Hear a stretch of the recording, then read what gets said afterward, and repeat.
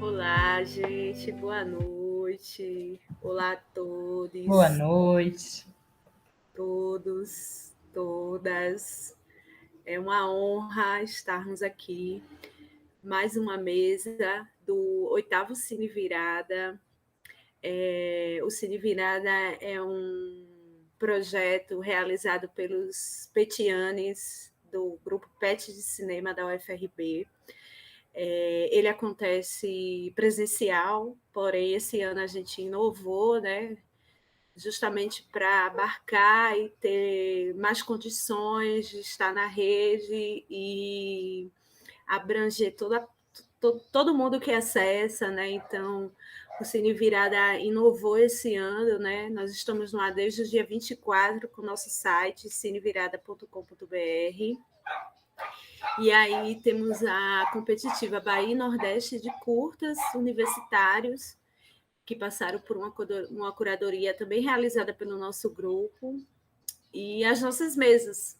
Ontem, né, nós tivemos uma mesa com a professora Ana Paula, Iago e Camila Gregório sobre a Universidade e Preservação do Cinema Brasileiro. Hoje, nossa mesa é com a querida Clara Croma e o querido Cauã Oliveira, que está aqui comigo. E o tema da nossa mesa é Cinema Universitário e Militância. E amanhã a gente tem a nossa última mesa, que foi tema, né, desse 8º Cine Virada, dessa amostra online, né, totalmente inovada agora nesse momento, Corpo e Identidade no Audiovisual.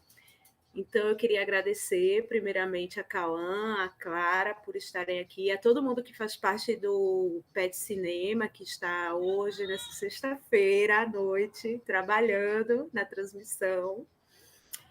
E aí, antes a gente estava conversando, né, com o Cauã, com a Clara, e a gente estava se perguntando sobre o tema dessa mesa, né?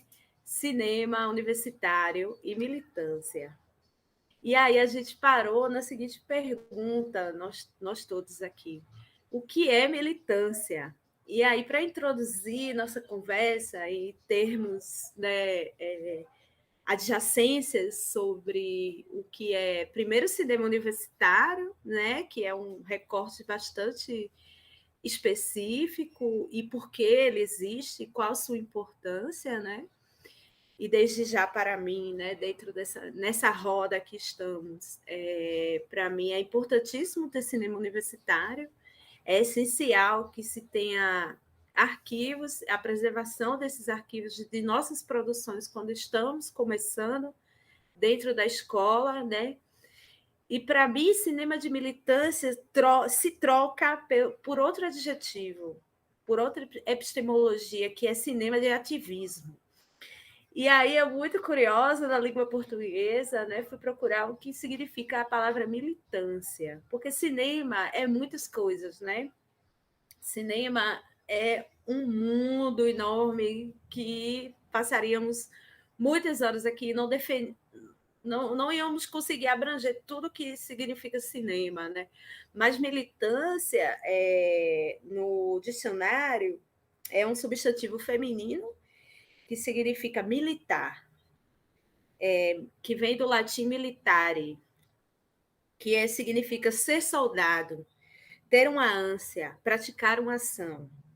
E aí eu acho que nossa mesa também é sobre isso, mas encaixa no chamado cinema de ativismo. E por quê? Porque a palavra ativismo ela é um substantivo ativo na língua portuguesa, que vem do latim activus, acho que acredito que seja assim, que tem a relação com os dois gêneros, o masculino e o feminino, que tanto o ativista como a ativista, né? E essa relação desses dois gêneros faz com que o significado dessa palavra significa agir. Então, eu queria fazer uma pergunta para vocês, né? Primeiro, antes da pergunta, eu queria que vocês se apresentassem, né? Eu sei que a Clara é realizadora audiovisual, está com um filme novo altamente complexo e sensorial chamado Rod Som, ou Onde Está o Sol, onde o Sol não tem dor, né? Pode me corrigir, tá? Na sua fala, Clara. E o Cauã, ele é montador e realizador audiovisual também, e montou filmes muito importantes para nós aqui na Bahia, como o Ovo e tantos outros. Tem um site lindão, certo? Acessem o site do Cauã. E assim, eu queria passar a palavra para vocês para se apresentarem. E aí, depois que terminar essa apresentação, a gente pode tentar responder essa pergunta, né? O que é militância? O que é cinema universitário de militância? Vou já me apresentando aqui, né, rapidamente. Sou Cauã Oliveira, estudante de cinema e audiovisual na UESB, Vitória da Conquista.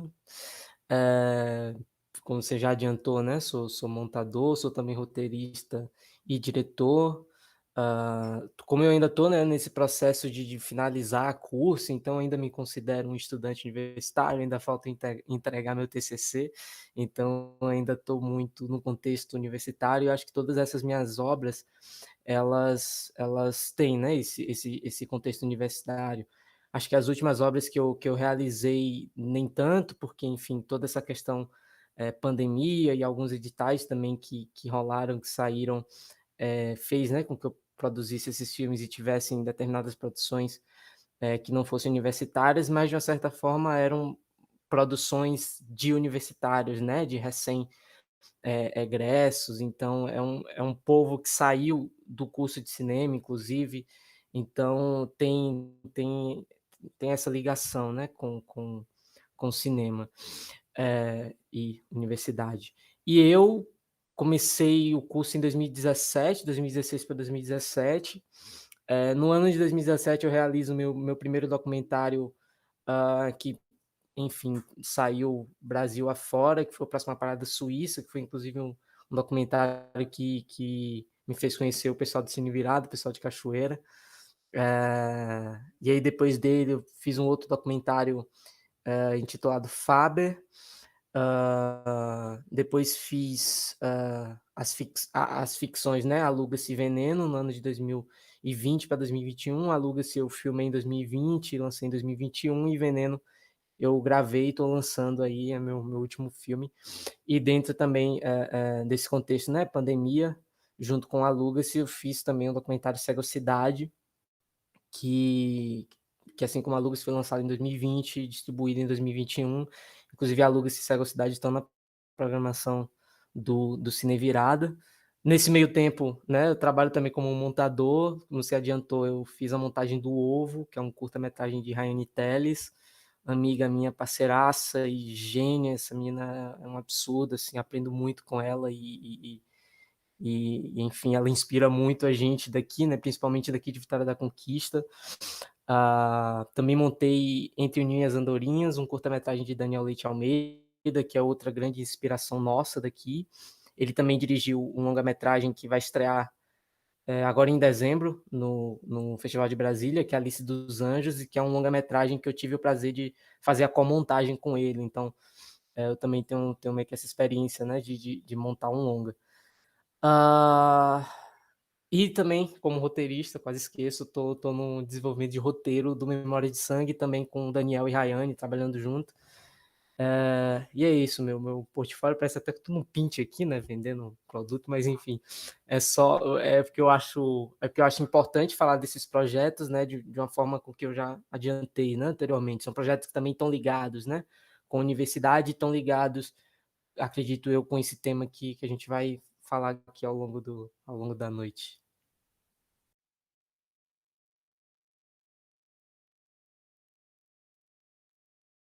Massa, minha vez. Opa, desculpa aí, gente. Bom, meu nome é Clara Croma, eu espero que tenha escrito aqui embaixo, senão eu tô com o meio errado. Massa. Eu sou formada em cinema já pela Universidade Federal Fluminense, né? Recentemente formada, graças a Deus. Tive uma passagem aí pela UFRB também, onde conheci o povo de Cine Virado, participei da edição que teve em 2019, né? Não sei se foi a sexta ou a sétima. E pô, assim, tipo, nessa trajetória, né, na universidade, assim, sei lá, eu sinto que, pelo menos assim, no contexto da UF, né, que já é uma cidade grande, assim, então é ligado até, às vezes, as pessoas querendo, né, um trampo de uma produção, enfim, comercial, e as coisas existem por ali, você chega lá e, vamos dizer assim, você sempre tem que se encaixar com alguma galera, até porque cinema você vai fazer coletivamente, né, não tem jeito, é parte do processo. E aí, eu super, assim, o povo que eu acabei me encaixando era um povo muito doido, vamos dizer assim. E aí eu descobri, cara, modos de fazer cinema muito diferentes de tudo aquilo que eu imaginava antes de pisar lá, sabe? Coisas que eu não sabia que eram possíveis, assim, de existir no campo mesmo do cinema experimental, no campo do cinema trash, assim. E aí eu fui entendendo isso, assim, como essa militância, vamos dizer assim, né? Eu fui entendendo isso, assim, como esse lugar, né, de usar o método do cinema para escapar às próprias regras do cinema e a partir disso poder criar e poder, tipo, realmente expressar, às vezes, assim, muito no nosso caso, né, o desgosto, assim, com esse mundo, assim, com esse Brasil, né, principalmente, assim, tipo, no nosso caso, né, através dos filmes, assim, poder gritar, vomitar certas coisas, assim, que talvez se a gente estivesse preso a um formalismo estético, a gente não poderia. Ou até poderia, mas com muitas limitações, assim. Esse que é a viagem do cinema universitário, né? Já que você puxou esse papo, assim, Elisa, eu gosto muito de pensar nisso, assim, qual que é o propósito do cinema universitário, né? Que eu fiz muito, eu sinto que eu fiz cinema na universidade, assim, no sentido que eu vi muita gente que não fez também, que ao meu lado, assim, tanto por ter dificuldade de se integrar, às vezes, quanto por muito apego ao formalismo, muito apego a certos critérios de recursos técnicos e tal, que aí quando eu descobri esse desapego total, enfim, eu descobri que era possível fazer filme, né, com sei lá, R$ 13, assim, tá ligado? E quando você consegue fazer um negócio desse, enfim, aí já me perdi aqui. É o propósito do cinema universitário. Quando a gente, tipo assim, desapega e não, a gente está fazendo para aprender, a gente está, tipo, entendendo que a gente está num espaço de experimentação, de descoberta. Às vezes a gente chega muito longe nisso, às vezes a gente consegue chegar em lugares muito inovadores, assim, muito propositivos em termos artísticos mesmo, assim, e também em termos políticos, no sentido de que a gente, né, não está ainda tão preocupado assim em agradar alguém, seja, né, agradar um parecerista de um edital, seja agradar um patrocinador, seja agradar o público. A gente, né, na universidade, a gente tem essa oportunidade de não precisar agradar tanto assim. E, enfim, depois de formada, gente, a vida dá uma baqueada, assim, nesse sentido, né, porque, tipo, eu já estou muito tempo sem conseguir criar minhas próprias paradas, assim, como eu fazia antes, né, mas é só um tempinho. Mas falar só para dar aquele currículo básico também, né? Que não ficar sem. É isso, formado pela UF, passei um pouquinho pela UFRB. Na UF eu fiz um monte de filme com essas galera doida aí. Eu sou montadora também, eu sou muito focada na montagem, apesar de que eu também me meto muito com outras coisas. Mas, tipo, a gente começou quando a gente fez um filme chamado Os Anos 3000, eram feitos de lixo, em 2016, que era na universidade, um filme de uma disciplina de direção de arte. E a gente tinha vontade de fazer uma distopia, um filme do futuro, assim. E porra, essa viagem, né? Tipo assim, pô, o filme do futuro é um filme que você precisa de 10, 100 milhões de dólares, sei lá. Mas o que a gente fez? A gente passou uns meses, assim, catando lixo na rua. Tipo, dos lixos, assim, estéticos, vamos dizer, pedaços de computador, uns bagulho assim, tá? O que a gente achava jogado fora, que pelas ruas de Niterói, assim, que inclusive joga-se muita coisa fora, e juntando, assim, aí foi criando esse cenário do filme, tipo, a cidade distópica, assim, o cenário e o figurino, né, foi se criando a partir desses bagulhos, assim, que a gente achava. E aí, nesse universo de distopia, a gente descobriu esse lugar de poder usar do cinema para escrachar completamente a sociedade e, né, esse processo, assim, de dizer realmente, tanto assim, né, de dizer o que a gente pensa, quanto de, tipo assim, ironizar o Estado brasileiro, o nacionalismo, o fundamentalismo, fundamentalismo cristão, essas paradas, né, tipo assim, o moralismo do cidadão de bem e tal. A gente começou a usar essa janela para isso, assim, primeiro com os anos 3000, depois a gente fez o Tsunami Guanabara, que aí, né, já é o filme sobre a artista marginal se vingando assassinando o presidente do Brasil. Não tinha nem Bolsonaro nessa época ainda. Pois é. E, tipo, e aí agora a gente fez o Hodgson, né, que é o nosso filme que tá, inclusive, vamos circulando agora, ele tá na Embaúba Play, ele tá passando agora no Festival Fincar, que também é de Embaúba Play, por coincidência, que é lá de Recife, inclusive, o Festival Internacional de Cinema de Realizadoras, é bem massa, vai ter debate logo depois desse, e hoje mesmo, e, enfim, mas foi o nosso primeiro longa-metragem, fechando essa trilogia dos anos 3000 também, assim, ainda nesse universo da distopia. E, bom, acho que é por aí, acho que a gente pode continuar. Você também tem algumas produções, né, Cauã, nessa linha da distopia, da contracultura, do cinema mais contestador político?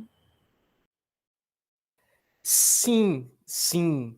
Mais ultimamente, assim, porque aí eu volto nessa questão que está sempre me rodeando, assim, né, do que seria, né, militância para mim e de como de como o cinema que eu faço, meu cinema é ótimo, de como o cinema que eu faço seria, né, um cinema militante, porque assim, eu particularmente eu nunca me vi uma pessoa, né, não é necessariamente militante, mas eu nunca me vi uma pessoa líder, né, uma pessoa que está à frente das causas e que fala sobre as causas e tudo mais. Só que ao mesmo tempo, conforme, né, o tempo foi passando, eu fui enxergando a necessidade, a importância tanto, né, para quem assiste, tanto pessoalmente, assim, talvez até mais pessoalmente, né, de estar realizando, enfim, filmes que batam em caras, né, talvez eu defina assim, filmes que batam em caras. Porque até no começo da universidade mesmo, inclusive eu tinha até essa parada aqui, o primeiro filme que eu fiz na universidade, né, que eu dirijo, assino direção e tudo mais, tá no YouTube até hoje, inclusive, Consegue Me Notar, que é um filme policial, é muito bom, é um filme policial, assim, eu fiz no primeiro semestre, de 5 minutos de duração, de um cara, um policial que tá procurando um tal assassino aí de casal, né? E, tipo, não, eu vejo esse filme hoje, ele não tem nada a ver nem com o que eu gosto de fazer hoje, né? Tipo assim, o que eu gosto de dirigir, a forma de dirigir, a forma de escrever. Ele não tem muito a ver. Mas diz muito sobre como eu era, sei lá, 5 anos atrás. Acho que é 5 anos atrás. Há 4, 5 anos atrás, entendeu? E de como minha mente, ela estava muito povoada desse imaginário hollywoodiano, que era basicamente os filmes assim que eu parava para assistir. Eu também assistia muito drama, inclusive até antes de entrar na universidade, mas nunca foi algo que eu conseguia, assim, eu nunca consegui fazer um drama. Inclusive o próprio Veneno, que é o meu último filme que eu dirijo, eu comecei a escrever ele querendo muito que fosse um drama, sinopse, logline, etc., todo no caminho de um drama, mas aí chegou na hora da escrita do roteiro, virou um suspense, assim, um drama suspense, então virou outra coisa, né? Então eu tenho que, eu não consigo, assim. Mas voltando, né, a esse primeiro filme, Eu Consegue Me Notar, é um filme completamente diferente, que eu particularmente não vejo nada de mim ali, no sentido de que eu não estou falando, né, sobre mim, eu não estou falando sobre meu povo, etc. Já no próximo filme, o Próxima Parada Suíça, que é um documentário, e eu acho importante, né, frisar isso, que é um documentário, porque foi num documentário que eu meio que fui enxergando essa necessidade e vendo também a importância de eu estar questionando, sabe? Questionando o outro e questionando a mim mesmo enquanto realizador. No Próxima Parada que eu consigo, talvez, fazer uma crítica, né? A sociedade como um todo, claro, mas também a Vitória da Conquista especificamente, né? Como o próprio título diz, né? Trazendo o nome Suíça ao invés de Conquista, Vitória da Conquista. Que Suíça é a forma com que eles meio que se autoproclamam, né? De Suíça baiana e tal. E eu fiquei muito questionando, né? De por que uma cidade no interior da Bahia, que é um dos estados, é o estado, né? Com o maior número de população negra do país, enfim, fica no interior, uma cidade de interior, que é uma cidade grande, sim, não é a maior, não é a segunda maior, acho que não é nem a terceira maior, mas é uma cidade grande, muito maior, inclusive, que a minha cidade natal, que é Jequié, mas que ao mesmo tempo é isso, ela fica no interior da Bahia e se autoproclama Suíça baiana, né? Então, muito nessa parada de querer questionar o porquê essa veia europeia, né? Por que se querer achar-se um país europeu e tudo mais. E a partir daí eu comecei a questionar. E o documentário me permitiu isso, né? Me permitiu, me abriu portas para esses questionamentos, né? Me abriu porta para eu poder trazer essas paradas, essas questões à tona, e me questionar também enquanto realizador, assim, de tipo, quais imaginários eu estou criando, né? O que é que eu estou filmando, o que é que as minhas lentes estão filmando. E aí, meio que depois disso, eu fui meio que amadurecendo até meus roteiros de ficção, assim, a ponto de pensar mais, né? Protagonismos negros, que era uma coisa que eu nunca via, ótimo, mas assim, que eu via raramente, e que quando apareciam era sempre o que me chamava atenção. Por exemplo, meu super-herói favorito da infância era Super Choque, junto com o Hancock, né? O super-herói live action favorito era o Hancock, era interpretado pelo Will Smith. Os meus, geralmente, né? Quando eu era novo, eu assistia Big Brother, muito novo, quando os pais não permitiam que a gente assistisse Big Brother, depois deixaram para lá.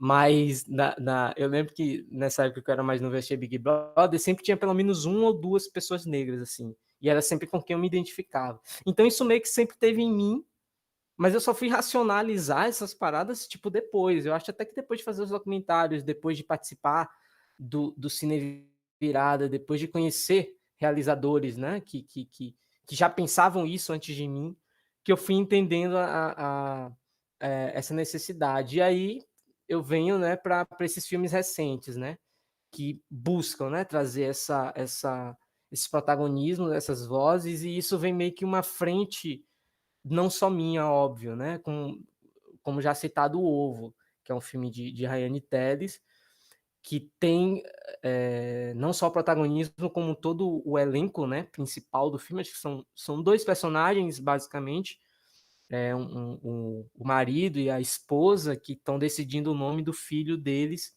que não é um filho, né, nascido no ventre, porque eles vivem numa distopia que as mulheres não têm mais filhos, né? Os filhos agora são animais que eles compram e tudo mais.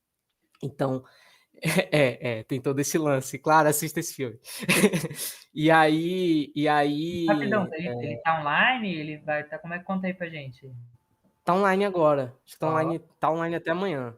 Tá online até amanhã. Tá no Festival da Itália. Mas tá Eita! nas redes aí. Tá nas redes aí. Nas tuas redes a gente encontra.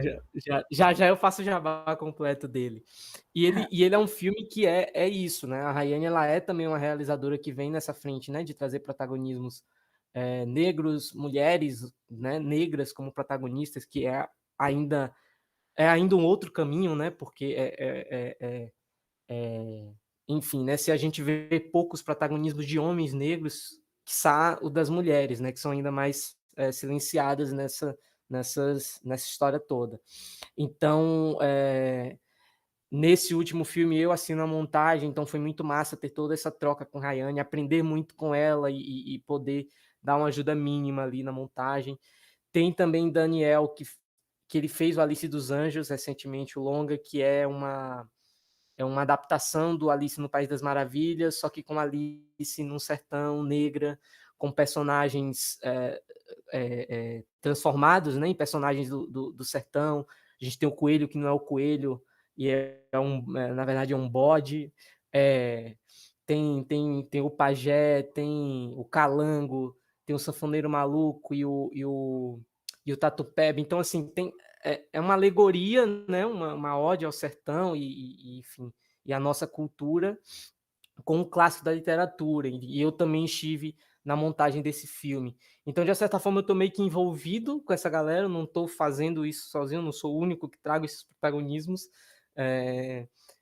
Na verdade, eles que me impulsionam, né? Essas pessoas que me impulsionam a estar colocando, né? A estar fazendo, a estar colocando esses protagonismos, a estar fabulando esses novos imaginários e a deixar com que as pessoas do futuro não fiquem na mesma carência que eu tive quando eu tinha meus 15, 16 anos, né? Quando eu ia assistir algum filme policial e o protagonismo era outro. E aí eu chego na universidade e faço um filme completamente distinto do que sou eu, né? Então, eu não sei nem se eu fui na questão, mas acho que, enfim, deu para falar alguma coisa aqui, pelo menos. Você quer falar alguma coisa, Clara? Eu vou lançar 2 ganchos aqui, né, da fala de vocês. Eu gosto muito, Clara, quando você fala assim, olha, a gente tem que desapegar do formalismo, né? A gente tem que desapegar do capitalismo no cinema, porque, na verdade, a imagem, Everlane Moraes fala assim, a imagem, ela é potente por si só, né? Então, eu vejo muito isso nos teus trabalhos, né? Como a imagem é potente, como é simbólico, né? E engraçado que tem uma frase, não sei de quem é, mas diz assim: os artistas eles são ativistas do seu próprio acreditar, do seu próprio ser. Então, quando o Cauã fala assim, eu fiz um documentário, né? Isso é você requerer um ativismo para dentro de si, né? Sobre o que é o documentário brasileiro, né? Como os estudantes de cinema estão produzindo, né? Coisas que vão ser vistas daqui a um tempo, né? E por outras pessoas em outro tempo. E aí eu gosto muito dessa questão que Clara traz assim, olha, a gente tem que experimentar na faculdade, que para mim a universidade é igual uma roda de capoeira, é um campo de batalha de mandinga. E no curso de cinema, muito mais, nos nossos cursos de cinema, né? Que são cursos que estão em lugares diferentes, né? Mas que têm um mesmo problema, sabe? Que é como a gente vai fazer documentário? Como a gente vai fazer uma ficção dentro da academia, né? Se é esse campo de batalhas, né? Quando o Cauã fala assim, olha, eu fiz um filme na faculdade, mas eu não penso hoje assim. Então, naquele tempo, talvez, você estava numa batalha para fazer um filme, não necessariamente para ter um filme para a arte né, se valendo de uma militância. Né? E eu quero separar aqui, a minha fala, vou separar a militância de ativismo. E mas ao mesmo tempo você fala, eu quero fazer um filme. Você é um menino preto do interior da Bahia que se auto-intitula Suíça, né? já desde já o colonial já tipo, te cercou. Né? Então, a forma te cercou. E como você hoje tem uma maturidade assim, no tempo presente, hoje eu faço outras coisas, né? E toda essa bagagem do que você experimentou antes, né? Quando Clara fala também, não, primeiro a gente começou um filme, né, milênio, uma coisa mais trash, e agora a gente faz um outro, dando continuidade, né, a esse experimental. E uma coisa muito interessante e muito potente na tua fala, Cauã, é tu falar assim, olha, é cinema negro, a gente está vivendo um futuro, né? Conforme aí do Krenak, a gente vive um sonho. Nesse sonho da cinematografia brasileira, nós temos o cinema negro. E isso é fundamental no conceito que eu quero trazer aqui, de um artigo que eu li da professora Amaranta, que é qual é o lugar da militância? Qual é o lugar do cinema da militância, né? E aí, militância talvez não seria o termo, né? Como eu estou defendendo aqui na nossa roda, mas qual seria o cinema de ativismo, né? Partindo do pressuposto que é o que age, né? Não o que somos soldados, porque o cinema é a arte do trabalho, né? De fato. Como nós sabemos, grandes produções de cinema lidam com muitas pessoas, né? Então, o cinema foi construído nessa potência que é a industrialização e etc., a tecnologia até hoje. E aí tem uma coisa que ela fala muito interessante, que é assim, olha, cinema de ativismo, ele intrinsecamente está ligado à estética, né? Mesmo você dizendo que, olha, eu não gostei de fazer aquele primeiro documentário, mas o documentário, ou seja, mas a estética do documentário me, me completa no sentido de questionar o mundo, e ela fala também assim, não há cinema sem política, então tudo que a gente faz é político no cinema, mesmo as coisas que a gente não quer falar, por quê, né? Naquele momento se foi falado, né? E hoje o que estou falando, né? O que eu quero botar no mundo.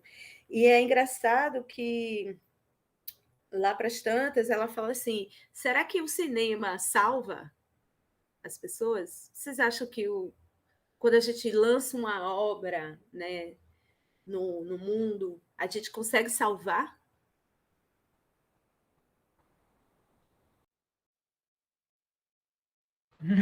Salvar é uma palavra muito específica, né? No sentido de, tipo assim, por exemplo, uma pessoa pode morrer, né? Você intervém e salva ela. Tipo isso, assim, sabe? Eu imagino isso, assim. E, tipo, nossa, é complicado, cara. O que o cinema pode fazer, né, no sentido de ativismo? Salvar, não sei, talvez em algum caso sim. Mas tipo assim, né, mano, modificar a cabeça da gente, assim, no sentido de que às vezes a gente vê um filme e a gente muda, a gente sai outra pessoa, assim, tá ligado? Hoje, agora, pouco antes de eu entrar aqui, eu vi um filme. O nome completo dele tá difícil de lembrar, mas é Capora, um chamado da mata, espírito da mata, alguma coisa assim. Capora. E porque, né, eu vou participar de um debate daqui a pouquinho, assim, por coincidência, com a diretora desse filme também. E aí eu fui ver e tal antes. Tipo, saiu outra pessoa já, entendeu? Tipo isso, assim, igual alguém falou aqui ontem, porque esse filme, no caso, sabe, tipo assim, né? Eu, inclusive, recomendo muito que todo mundo veja, assim, ele tá online pelo... E é um filme de ativismo do caralho, assim, ele tá online pelo Fincar, no festival Fincar. E qual que é o lance, né? É uma proposta, assim, não pode ser uma proposta, no sentido de uma proposta de vida, assim, então ele ao longo do filme ele apresenta uma série de situações e ele vai apresentando também uma série de problemáticas, né? Ele vai falar sobre terra indígena, ele vai falar sobre ancestralidade, sobre várias coisas assim. E aí ele vai apresentando essas problemáticas até um ponto em que fica muito pesado, assim, que você chega num lugar difícil, mas para depois propor, entendeu? Para depois o filme mostra assim basicamente o que a galera o filme é feito por uma galera pataxota, Penambá, assim, sul da Bahia, e mostra assim no fim o que a galera tá fazendo lá, assim, sabe, de reconstrução, de reflorestamento, tal, assim, e do quanto isso é importante no sentido espiritual, assim, enfim. E aí eu senti que eu saí desse filme, e isso eu tô falando agora há pouco, né? Com uma outro tipo de pensamento já, assim, com uma renovação de esperança, de possibilidade, eu andava muito assim, né, desolada com a situação do mundo, com, tipo, sabe, tipo, essa coisa de cataclismo ambiental iminente mesmo, essa coisa tipo, dominação fascista espreita em todo lugar, neoliberalismo desenfreado, consumismo louco, assim, né? Sugando todos os recursos que existem, passando por cima de todos os seres vivos, inclusive nós aqui. E aí, tipo, sei lá, de repente eu vejo que não, mas peraí, né?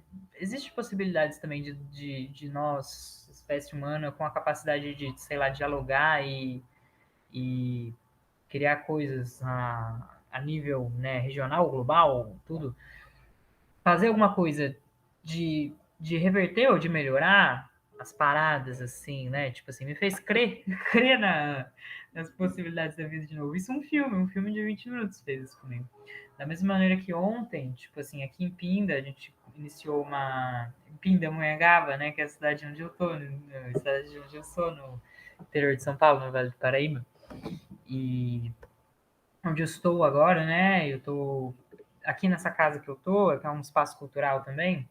A gente iniciou uma atividade cineclubista, assim. Ontem foi exibido o Café com Canela, filme da de Cachoeira, e que, tipo, né, que eu quis trazer, assim, que a galera daqui não conhece.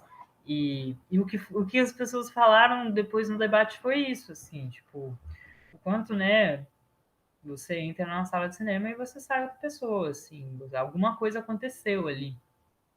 E isso que o cinema é capaz de fazer. Isso que às vezes não é só a imagem pela imagem, né? Não é só qualquer imagem, tipo assim, porque a gente vê muita imagem o dia inteiro, assim, tanto nessa coisa da TV e Instagram, e quanto nas TVs mais antigas e nas que virão, assim, a gente, nas Netflixes e nas Hollywoods. Aí teve uma frase que você falou muito boa, o Cauã, alguma coisa de Hollywood, mas é isso, assim, né? A gente, quando a gente está subjugado a essa hegemonia e a esse domínio hollywoodiano, a gente é escravo, velho, a gente é escravo. E se a gente trabalha com cinema, trabalha com as imagens, para propor outras vias no cinema que faz alguma coisa, de fato, cinemativo, ativista, e que é capaz de intervir, entrar na vida das pessoas, assim, igual a Violeta entra na vida da Margarida, um Café com Canela, assim, fazer um cinema que faça isso, entendeu? E isso é um potencial de ativismo, assim, que bagunça completamente a cabeça de alguém, assim, isso que eu achei bonito ver que a galera manifestou aqui ontem no Cineclube, assim, e... que ela falou, não é qualquer imagem, porque a gente está submetido à imagem o tempo inteiro, mas são imagens que a gente não está nem prestando atenção no que a gente está vendo, assim, é uma coisa só para a gente dar uma desligada no cérebro, assim, né? Tipo, a minha mãe, ela vê série para dormir, assim, toda vez, né? Porque é uma função de realmente dar uma desligada no cérebro, você não tá... E várias pessoas que eu conheço, na verdade, aí às vezes eu vou falar, assiste o filme tal, algum filme brasileiro massa, assim, pô, esse filme é mó legal, profundo, não sei o que.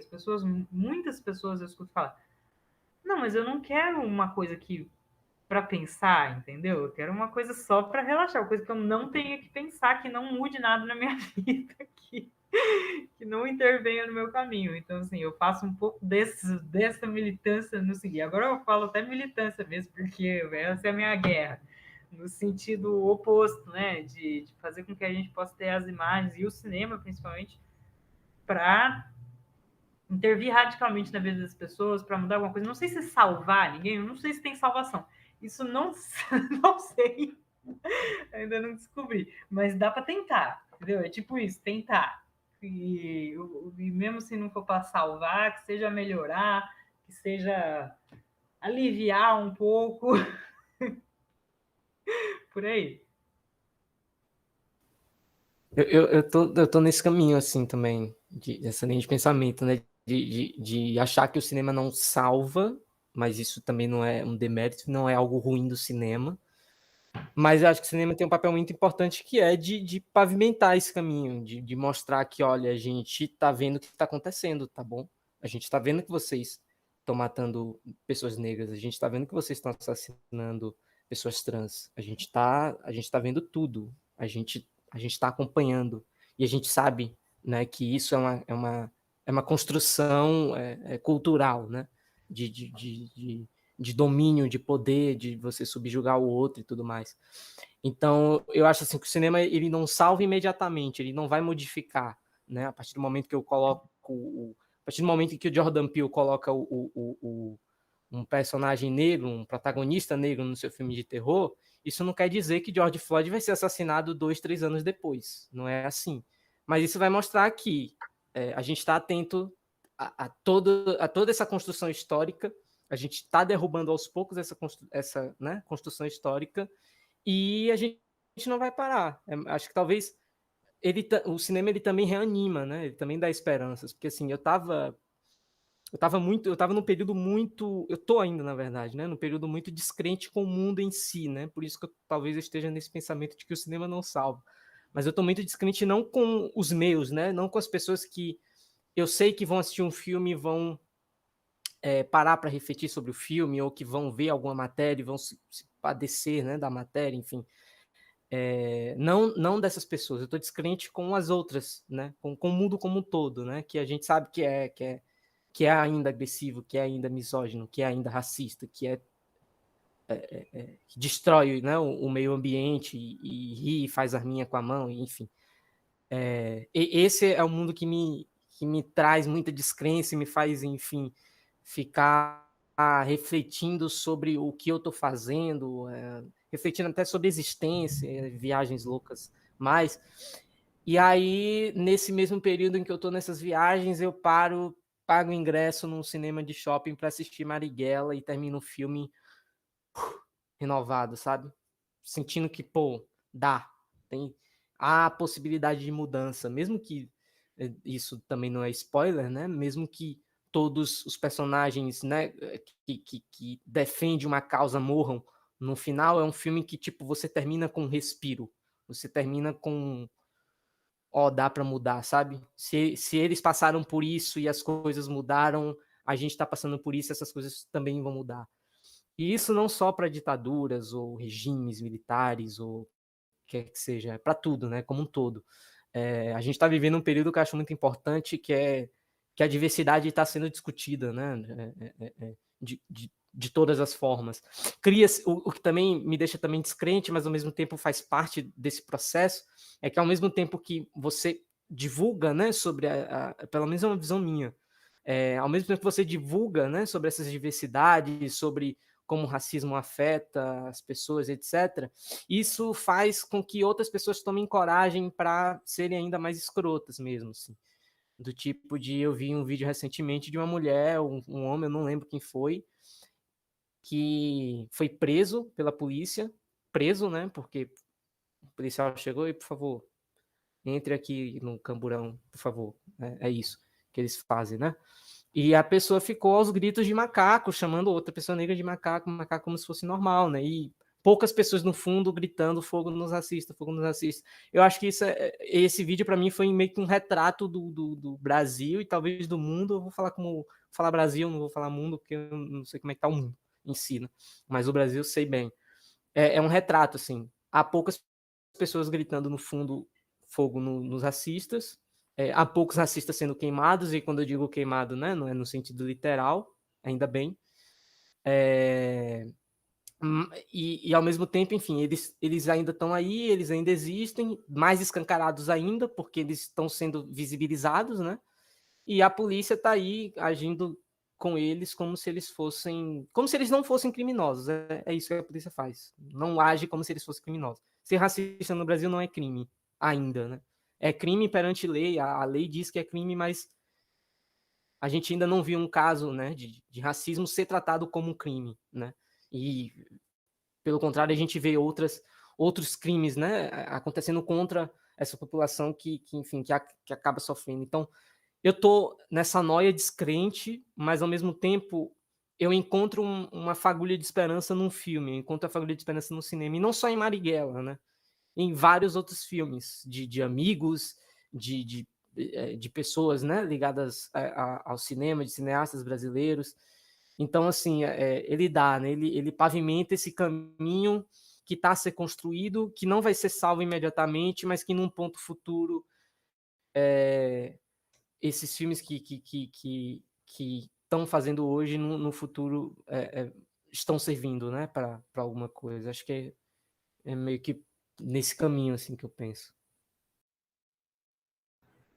Não, é muito legal, assim. Eu lancei a pergunta pergunta no sentido, Clara falou, salvar é uma palavra, mas ela está nesse campo, né? A gente está nesse campo de crer, né, na imagem, de ter fé, né, no que a gente está, produzindo, né? E essa fé, ela não é inabalável, né? É uma fé que eu trago para o canto espiritual, porque a professora, no seu artigo, lançou a palavra salvar, né? Então, salvação, porque é, a gente tem que acreditar na nossa fé, né? No que a gente acredita, no que a gente tem como fé, independente de religião. Quando a gente acredita a nossa fé é depositada na imagem potente, né? Naquela imagem que é potente, né? Quando você vê por exemplo, um preso político rebelde durante uma ditadura, altamente um Brasil que as pessoas não tinham, pobre não tinha dinheiro, como Marighella, um soldado, um militante, né? Um ato militante, né, com estratégias de militância, né, estratégias de organização política no Brasil, é morto, né, é assassinado. E essa fé, muitas vezes, é a fé que move quase todo brasileiro, é a fé que a gente, no documentário, no cinema, na ficção, tem que ter no Brasil, né, que é essa fé assim.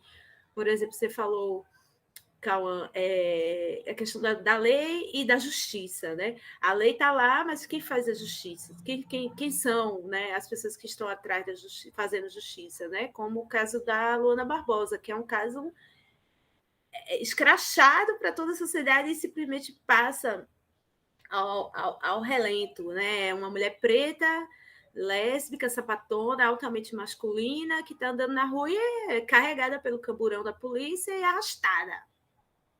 Né? Arrastada. E são crimes de guerra, né, no Brasil, né? Como a gente começou aqui a falar do campo da militância, né? Acho que é por isso que acredito, não acredito que por isso que talvez a gente fique entre ativismo e militância no cinema, porque às vezes a gente tem que ir para a linha de frente, né, dessa luta, quando realizamos documentários como o da Marielle, né, Os Sementes, né, que é um documentário que fala assim, olha, as ativistas brasileiras, mulheres inseridas na política, que é menos de 1%, mulheres pretas, elas têm que andar com segurança, porque a milícia política brasileira, ela mata o seu adversário. Né? É um campo de batalha, então a gente fica entre a militância e quando o Cauã fala a gente tem que respirar, é justamente a gente acreditar na nossa fé no cinema. Porque se a gente for acreditar em outras coisas, a gente não continua, de fato. Se a gente for acreditar no cinema hollywoodiano, né? E essa questão da fé, né? Essa questão da raça, do espiritual nas imagens, ela é muito forte. Quando a gente tem um presidente que não tem nada a ver com o Brasil, ou que tem muito a ver com o Brasil, simbolicamente ganha, né, a presidência, né, num golpe. Então, a gente tem que crer nas nossas imagens. Por exemplo, eu tenho uma mania assim, que sempre quando eu vejo algumas ativistas políticas, deputadas, senadoras que eu acompanho e tenho muito finco que um dia iremos conseguir, né, ter cadeira no Senado, né, ter a cadeira da presidência, por exemplo, eu falo assim, olha a minha presidente, né, olha a minha presidenta, né, olha o Brasil com a presidenta como Sônia Guajajara. A gente não teve presidente preto, a gente não teve presidenta preta.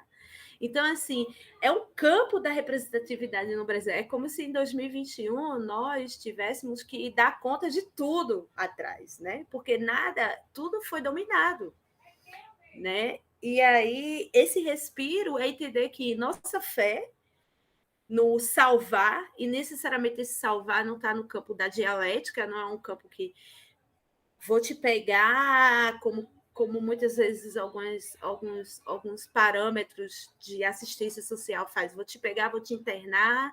Não, sabe? É simbólico, é representativo, e ele está no campo do simbolismo justamente para tirar as amarras, principalmente das questões de opressão, né? Quando fala do racismo como uma questão crime, mas não é uma questão de justiça, né? A gente tem casos há um monte, mas assim, eu vou trazer o caso da advogada que foi arrastada, arrastada da sala dela.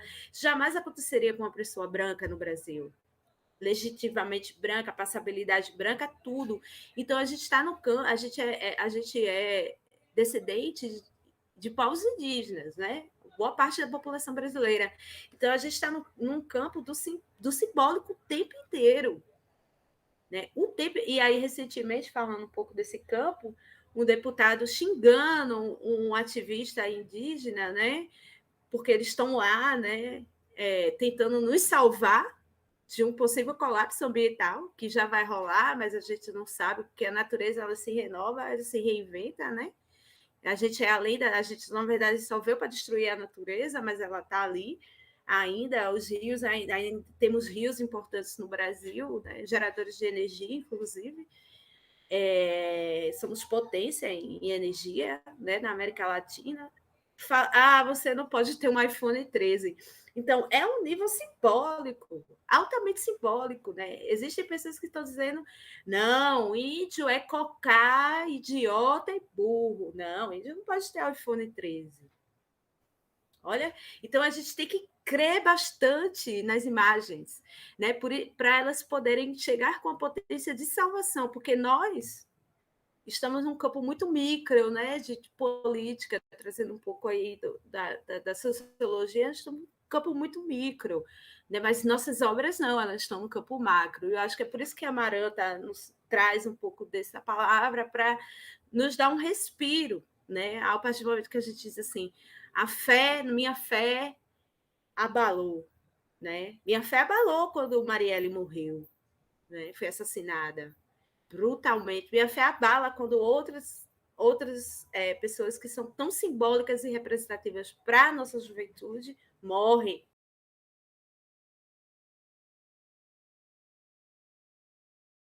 É igual os indígenas, né? Os povos indígenas.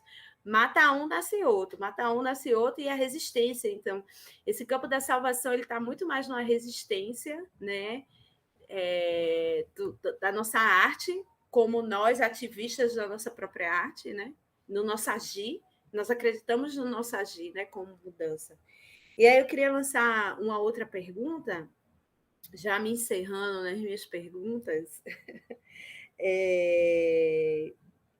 sobre se vocês se vocês pudessem hoje fazer um filme, qual é a emergência que ele teria? Qual seria a emergência desse filme? Será que eu fico pensando, a emergência de um filme para mim seria, por exemplo, falar sobre política no Brasil, né? Então, se vocês pudessem fazer eu tivesse num pint agora comigo, e aí eu vou dar um dinheirão para vocês. Qual filme de emergência vocês fariam? Será que seria um documentário, como o Cauã falou aqui? O documentário mudou minha vida. Eu fiz um documentário, eu entendi o que para que serve documentário, né? Quanto é importante documentário, né? E a Clara fala, não, eu entendi o que é fazer um filme de potência underground, punk, contestadora, altamente, eu posso dizer assim, destoante, né, contestando tudo, todos os símbolos, né, e é muito, eu me choquei bastante com o seu filme, cara, assim, porque Com o Hodgson? vai direto na religião, vai direto ali, entendeu? Tá direto ali, e eu acho isso um campo de batalha, Sim. bastante forte. Então, qual filme vocês pensariam agora? Massa, eu vou pedir para falar primeiro, porque eu vou ter que sair meio correndo assim, 7h30 eu tô em outra live. Mas tudo resolver agitar essa sexta-feira. Mas aí, qual emergência, né? Tipo assim, aí eu vou falar, tipo, muito da minha cabeça, do que eu tenho vivido, do que eu tenho lido e pensado, mas tipo assim, é a noção de que a gente não, eu não gosto muito de dizer a gente enquanto ser humano, porque eu acho que não é sobre isso, não é, porque tem humanos que não fazem essas coisas, mas a gente enquanto sociedade capitalista é um bom termo. A gente está fazendo merda. Essa é a emergência, entendeu? A gente, enquanto sociedade capitalista, está fazendo merda. A gente está fazendo um negócio que caminhando direto pro buraco. Que esse buraco vai ser para todo mundo. Não é nem sei se para todo mundo, porque, enfim, o mundo é muito grande e todo mundo é muita gente. Mas um buraco muito grande para muita gente, entendeu? Que não vai poupar nem grande parte dos privilegiados, vamos dizer assim, né? Realmente, assim, e não é nem um buraco de apocalipse, acabar de extinguir a espécie humana da Terra. É um buraco de deixar as coisas muito piores do que elas são. Que a gente já tem acontecido, na verdade, nos últimos 200, nos últimos 500 anos, né? Ou nos últimos 8.000 anos, de repente, se a gente pensar assim. Tem sido um pouco sobre isso, né? Até porque eu também... capitalista também, às vezes, não é o melhor termo, mas uma certa sociedade aí que foi fundada em alguns lugares do mundo e perdurou demais, que entra em batalha com tudo que não é ela, com tudo que não é espelho. Então, e do mesmo jeito, né, tipo assim, do mesmo jeito que, né, a gente vê as pessoas guerreando pela diferença, assim, muito no sentido de classes dominantes eliminando não, mas tipo assim, buscando eliminar aquelas pessoas assim que ousam não ser como elas, né? Ou que ousam não, ao menos não estar em seu lugar subalterno dentro da hierarquia dos poderes, assim, né? Falando mesmo de dominação entre povos, de dominação racial, de dominação de gênero, assim.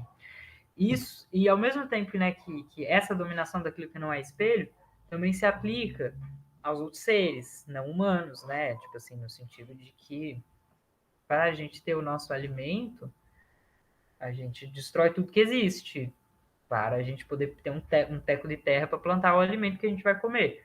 Então, os outros seres não têm o direito ao alimento. A gente, nossa espécie mais importante.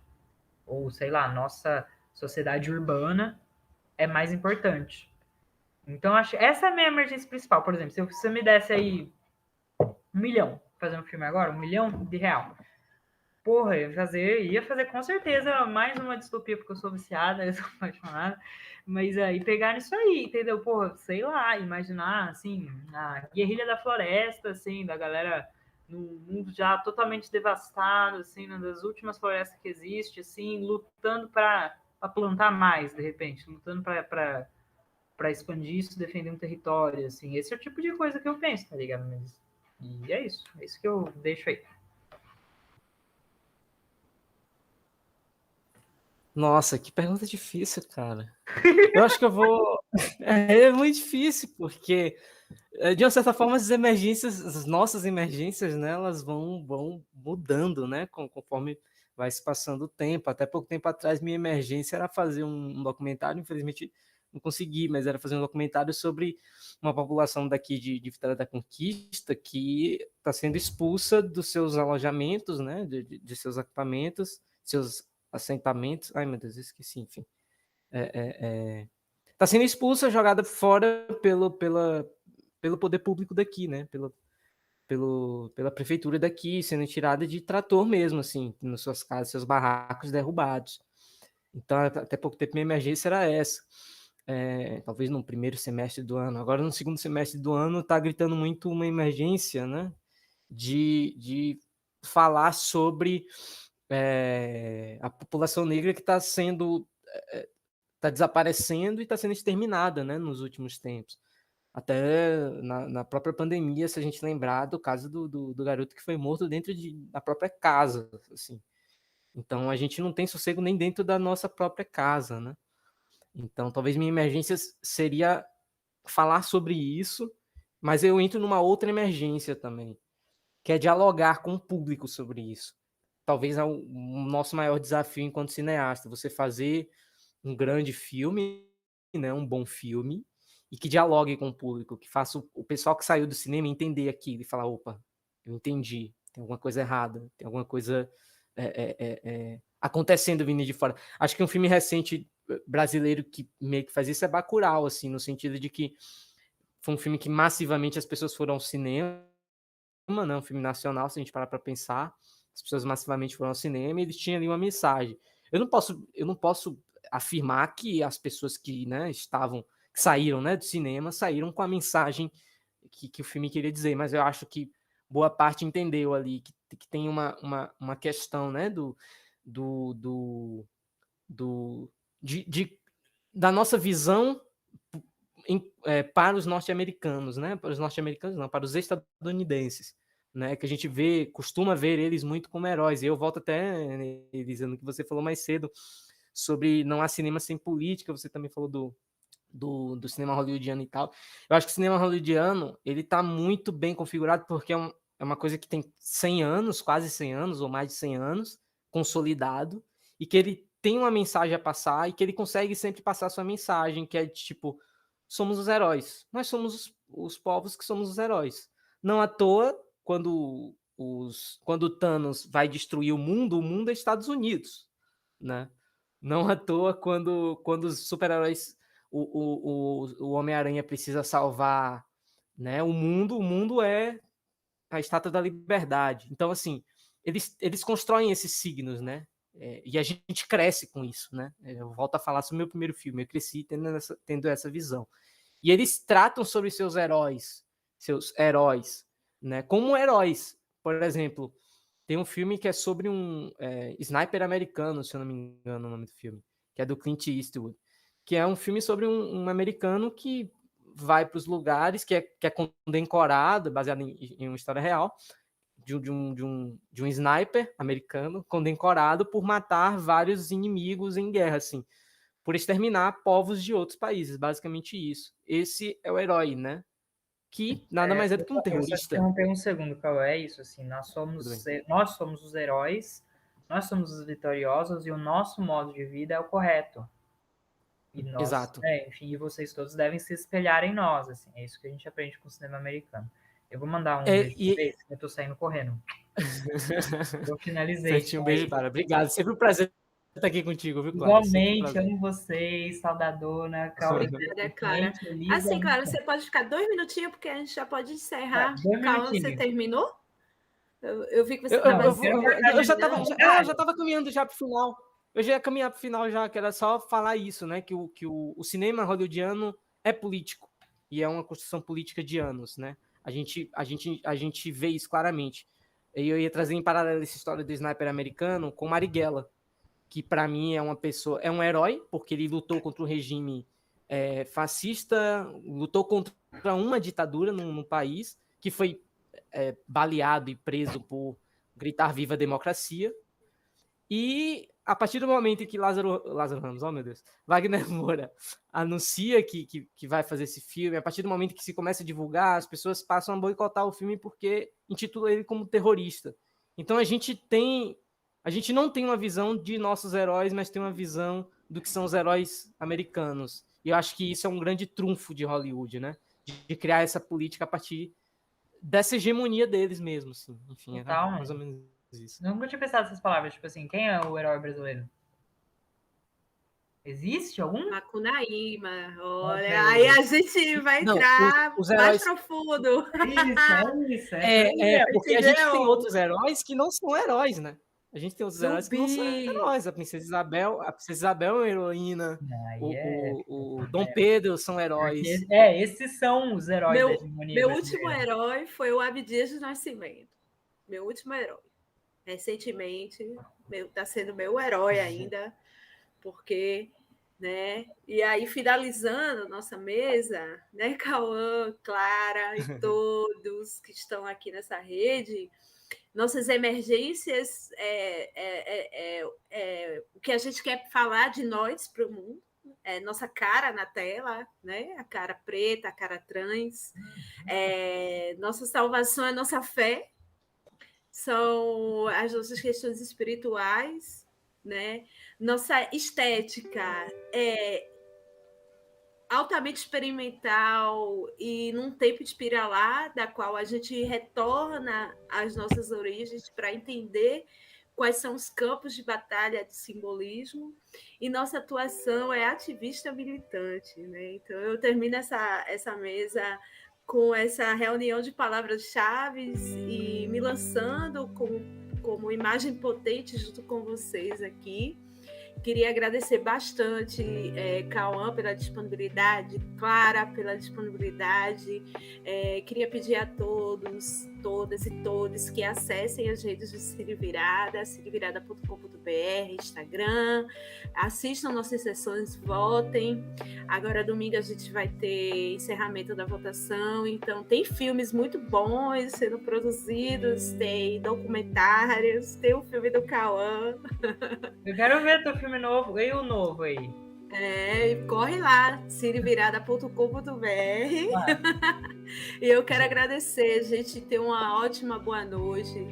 Fiquem com Oxalá nessa sexta-feira. Deus abençoe o final de semana, que a gente continue vivo, porque o importante não é lançar a grande obra, é abrir portas, como diz Conceição Evaristo. O importante é pavimentar o caminho, calma.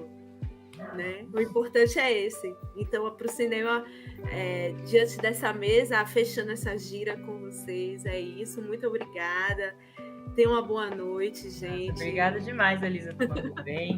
Valeu, Cauã. Valeu, Gabriel, aí pela produção. Galera toda do Cine Virada. Obrigada, produção. Beijão pro povo do Cal.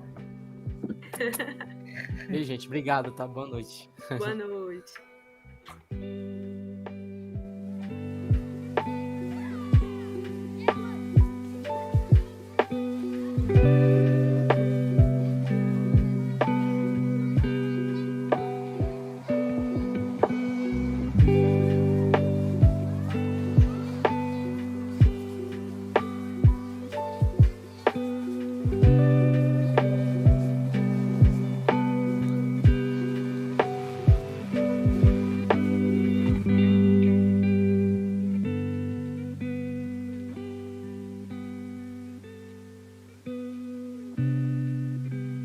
Oi, Gabriel.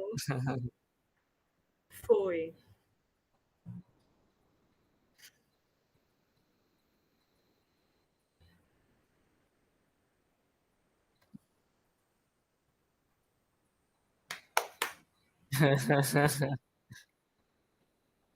Gente, que isso, eu que agradeço. Foi muito massa, velho. Muito massa.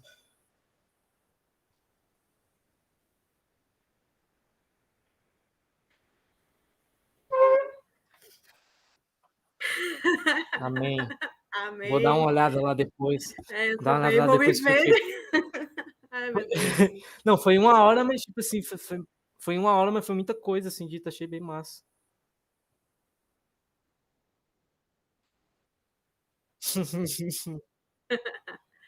Eu tô viajando até agora, amigo. É só viagem, viu, Cauã? É só viagem. Isso. Vamos Mas viajar é bom, o mesmo. que eu adoro no cinema é isso. O que eu adoro É no cinema é massa. isso, que é sempre uma viagem, uma Não, viagem boa, prazer né?